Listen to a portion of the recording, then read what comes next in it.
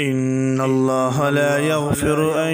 يشرك به ويغفر ما دون ذلك لمن يشاء ومن يشرك بالله فقد ضل ضلالا بعيدا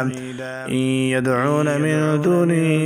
إلا إناثا وإن يدعون إلا شيطانا مريدا لعنه الله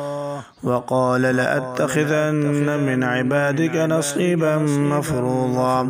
ولأضلنهم ولأمنينهم ولآمرنهم فليبتكن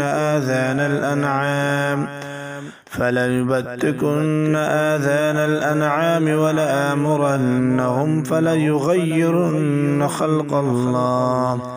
ومن يتخذ الشيطان وليا من دون الله فقد خسر خسرانا مبينا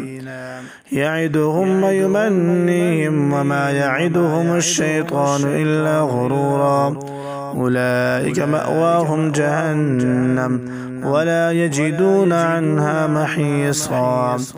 والذين آمنوا وعملوا الصالحات سندخلهم جنات تجري من تحتها الأنهار خالدين فيها أبدا وعد الله حقا ومن أصدق من الله قيلا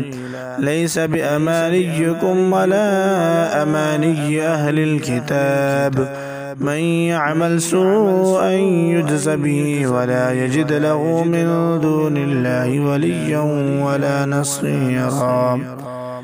ومن يعمل من الصالحات من ذكر أو أنثى وهو مؤمن فأولئك يدخلون الجنة ولا يظلمون نقيرا ومن أحسن دينا ممن أسلم وجهه لله وهو محسن واتبع ملة إبراهيم حنيفا واتخذ الله إبراهيم خليلا ولله ما في السماوات وما في الأرض وكان الله بكل شيء محيطا.